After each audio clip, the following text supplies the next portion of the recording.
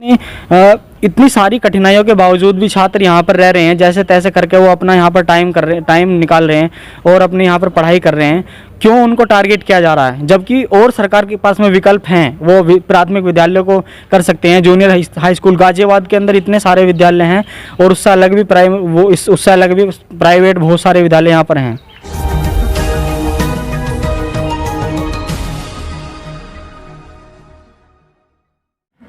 नमस्कार, मैं सुशील बोध न्यूज़ इंडिया राइट से और मैं इस वक्त हूँ गाजियाबाद नंदग्राम क्षेत्र में, जहाँ पर SC ST का जो है छात्रावास है। और इस छात्रावास में अभी पिछले कुछ दिनों में एक नोटिस चस्पा कर दिया गया है कोविड-19 को लेकर।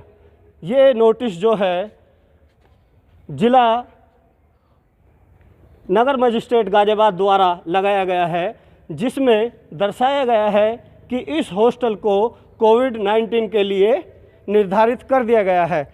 लेकिन यहाँ सबसे बड़ा सवाल ये है कि जो उत्तर प्रदेश ज़िले के सभी ज़िलों में से खासकर यहाँ पर जो इस छात्रावास में पढ़ने वाले बच्चे रह रहे हैं, उनके सामने एक बहुत बड़ी समस्या आ गई है। और वो समस्या क्या है वो हम जानेंगे जो यहाँ पर छात्र रह रहे हैं उन्हीं से, कि क्या समस्या है और क्या कारण है इसको इस तरह से कोविड-19 में लिया गया है। जी, सबसे पहले आपका नाम जानना चाहूँगा। सर, मेरा नाम राकेश कुमार रजक, मैं फादर हूँ सुभाष कुमार रजक। मैं यहाँ अपने बलिया ज़िला का रहने वाला हूँ। यहाँ अपनी 1000 किलोमीटर दूरी पर अपनी पढ़ाई कर रहा हूँ। मेरा एडमिशन DLED BTC यहाँ दिल्ली में हुआ है सर। 2-2.5 महीने से लाइन लिए झेल रहा हूँ। फिर 2-3 दिन में नोटिस चिपकाया गया कि यहाँ क्वारंटाइन बनाया जाएगा, आपको खाली करना है हर हाल 24 घंटे में। सर, हम लोग गाड़ी ये था बहुत दूर के रहने वाले हैं सर, बहुत परेशानियाँ झेल रहे हैं सर। जी, तो आप मेरे पीछे देख रहे हैं, ये सभी जो हैं यहाँ रहने वाले छात्र हैं और भी जानेंगे इन छात्रों से और क्या समस्याएं हैं इनकी। जी, सबसे पहले आपका नाम जानेंगे। सर, मेरा नाम मोंटी सिंह अशोक है और मैं डिस्ट्रिक्ट बुलंदशहर से बिलोंग करता हूँ और मैं यहाँ पर अध्ययनरत हूँ B.Ed प्रथम वर्ष। और सर, जैसा कि हम पिछले 3 महीने से लाइट का तो विध्वंस झेल रहे थे। पिछले 16 मार्च से यहाँ पर लाइट की व्यवस्था नहीं है। मेन ट्रांसफार्मर की जो सप्लाई है हॉस्टल में जो आती है वो फूक गया है। और हमने शासन, प्रशासन और वार्डन सर से भी अवगत कराया था कि सर बहुत समस्या है, गर्मी है, हमारी लाइट सही करवा दीजिए। तो हमें कभी ये कि क्वारंटाइन कर दिया गया सर, जो समाज कल्याण अधिकारी हैं उनको कर दिया गया, कोई और एक्शन ऑफिसर आएगा, तो ऐसी गोली दी जाती रही है सर अब तक भी। और कल की डेट में ये जैसा कि आपने दिखाया है कि यहाँ पर नोटिस चस्पा करवा दिया गया है नगर आयुक्त की तरफ से और इसको क्वारंटाइन सेंटर के लिए रिजर्व कर दिया गया है सर।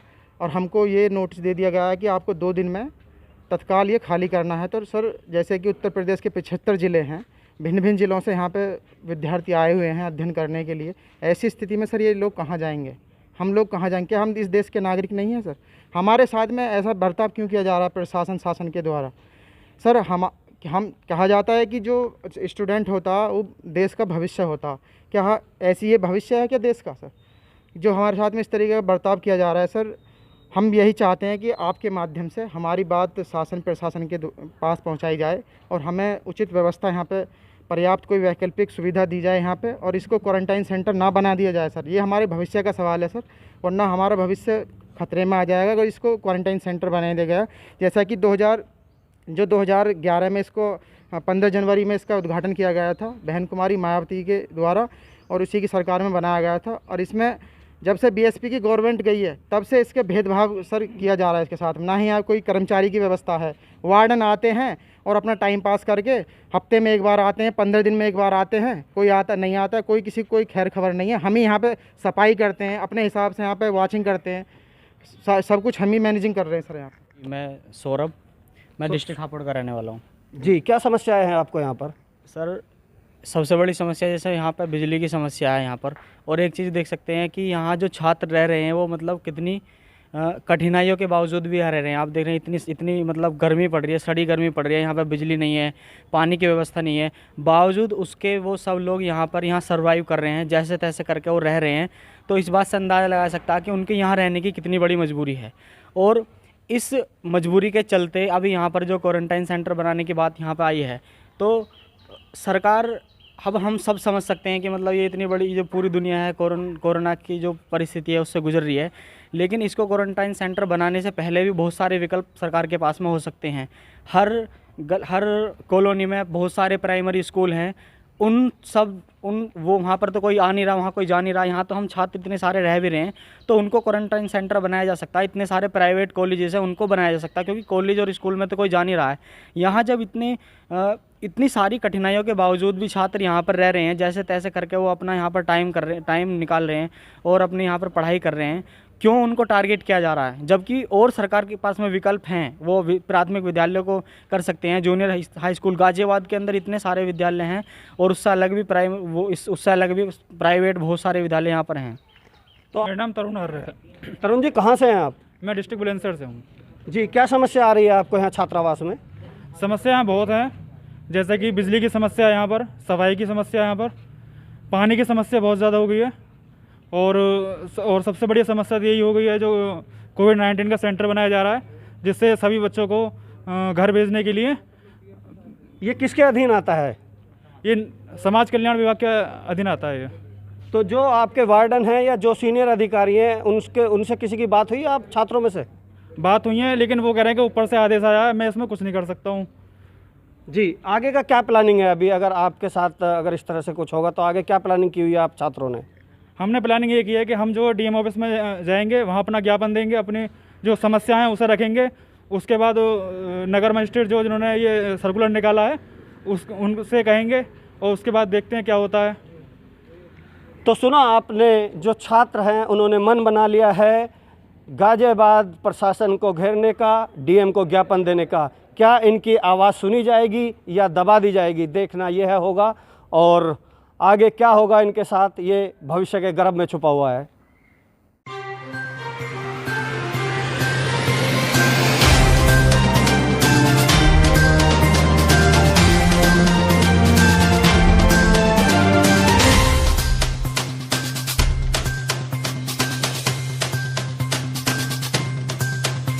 मामला ये है कि नंदग्राम गाजियाबाद में एक अनुसूचित जाति के लिए, अनुसूचित जाति से संबंधित और सदस्यों के लिए एक छात्रावास है, जिसको कि सिटी मजिस्ट्रेट गाजियाबाद नगर के द्वारा आदेश पारित किया गया है 2 जून 2020 को।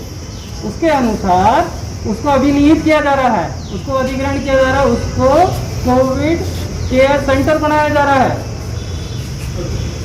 जो कि समाज जो अनुसूचित जाति का जो छात्रावास है वो परिपूर्ण रूप से वहाँ पर जो है छात्र निवास कर रहे हैं। वहाँ पर आधारभूत सर्विसेज नहीं है, बिजली पानी की व्यवस्था नहीं है, उसको अधिग्रहित किया जा रहा है, उसको कोविड केयर सेंटर बनाया जा रहा है। जबकि हमारे पड़ोस डिस्ट्रिक्ट जिले में गौतम बुद्ध नगर में जिला अधिकारी महोदय ने प्राइवेट हॉस्पिटल को गोद लिया है। सर, गाजियाबाद जो भी अधिकारी हैं, पदासीन अधिकारी हैं, उनके पास ऑप्शन है कि वो जो है जिले के अंदर जो भी डेवलप्ड इंफ्रास्ट्रक्चर है जहाँ पर उसे अधिग्रहित, उसे गोद ले सकते हैं, अडॉप्ट कर सकते हैं। लेकिन स्पेशली उसी छात्रावास को कोविड केयर सेंटर बनाया जा रहा है, जिससे कि उसमें इंफ्रास्ट्रक्चर लगाया जाएगा। इंफ्रास्ट्रक्चर लगा करके उसको कब क्रियान्वित किया जाएगा, कोई डेट आउट नहीं की जा रही। तो हमारा मुद्दा ये है कि जो अनुसूचित जाति के छात्रों के लिए जो भी छात्रावास बनाया गया है उसको छोड़ करके कहीं और पर कोविड केयर सेंटर बनाना जरूरी है, क्योंकि ये आपदा का समय है। लेकिन जो अथॉरिटीज हैं उनके पास दूसरे ऑप्शन भी हैं, उनको भी एक बार तलाशा जाए। नया इंफ्रास्ट्रक्चर जनरेट करने की जगह जो ऑलरेडी बना हुआ इंफ्रास्ट्रक्चर है उसे एक्वायर किया जाए, प्राइवेट हॉस्पिटल्स को एक्वायर किया जाए, गोद लिया जाए। कम से कम जो है जो छात्रावास अपने जो है स्तर को बढ़ाने के लिए रह रहे हैं, पढ़ाई लिखाई कर रहे हैं, जो स्टूडेंट्स हैं उनको डिस्टर्ब ना किया जाए।